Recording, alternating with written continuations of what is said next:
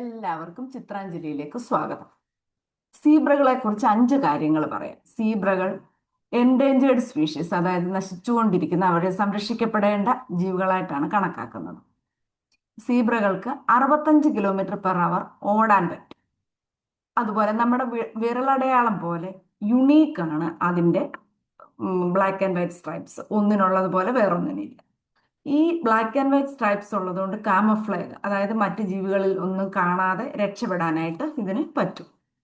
ജനിച്ച സീബ്ര കുഞ്ഞിന് ഒരു 6 മിനിറ്റ് കഴിയുമ്പോൾ അതിന് എഴുന്നേറ്റ് നിൽക്കാൻ പറ്റും. സീബ്രകളുടെ ശരിക്കുള്ള നിറം എന്താണ്? അതിന്റെ ശരിക്കുള്ള നിറം ബ്ലാക്ക് ആണ്. മെലാനിൻ ഇല്ലാത്ത ഭാഗമാണ് വൈറ്റ് ആയിട്ട് കാണുന്നത്. ഒരു സീബ്രയുടെ രോമം ഷേവ് ചെയ്ത് കളഞ്ഞാൽ അതിന്റെ ബേസ് കളർ ബ്ലാക്ക് ആയിട്ടാണ് കാണുന്നത്.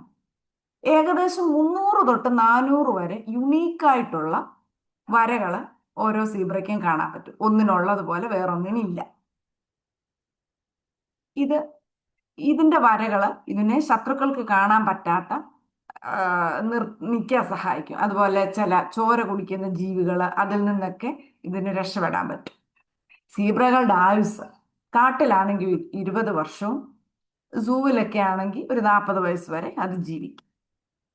ഈ കുഞ്ഞു സീബ്രകൾക്കും ഈ വരകളുണ്ട്. അമ്മ സീബ്രയുടെ വയറിനുള്ളിൽ ഒരു 8 മാസം ആവുമ്പോൾ തൊട്ട് ആ ബ്ലാക്ക് ആൻഡ് വൈറ്റ് പാറ്റേൺ, ആ ബ്ലാക്ക് കളർ ആദ്യം ബ്രൗൺ ആയിട്ടാണ്, ജനിച്ച് കുറച്ച് നാൾ കഴിയുമ്പോൾ ബ്രൗൺ മാറിയത് ബ്ലാക്ക് ആവും.